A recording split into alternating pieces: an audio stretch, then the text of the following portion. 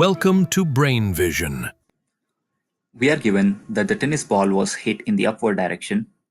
So initially it was stationary, and let's say the hitting with the tennis bat gave it a velocity of v, and it went up to a height of 5.5 meters after the hitting. We want to find out the impulse that was imparted on that the tennis player applied on the ball. Now, initially the ball was stationary, and the tennis player applied a force for some time period and gave it an impulse that produces a change in momentum equal to the impulse. We know that initially the impulse was zero, and hence after the hit it gains a momentum, let's say p, and this momentum corresponds to a velocity v, and this velocity v took it to 5.5 meters against the gravitational force. So let's start reverse. Now, because the tennis ball went to a height of 5.5 meters, we can find the initial velocity of the tennis ball using conservation of energy. Now, when the tennis ball went up by 5.5 meters height, the change in the gravitational potential energy is mgh. Mass being, let's say the mass is m times g times h, and this energy comes from the kinetic energy of the body, kinetic energy of the tennis ball here. Here,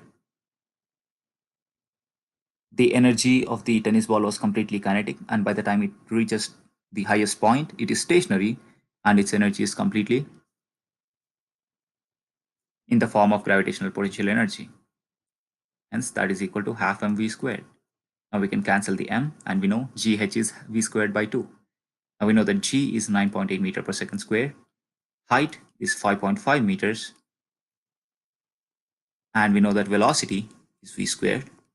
That's it. Using this, we can find v is equal to square root of 2 times 5.5 times 9.8. This might remind you of the formula you studied in the past, v equal to root 2gh.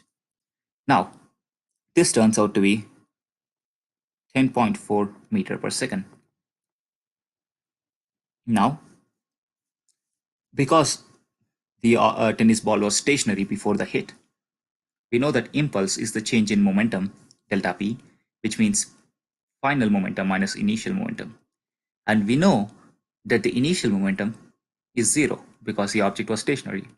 Hence, the impulse is equal to the final momentum, which is simply mass times the velocity, velocity being this velocity.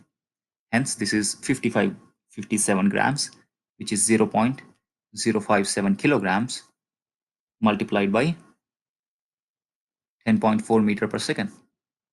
Therefore, the impulse is 0.593 meter per second.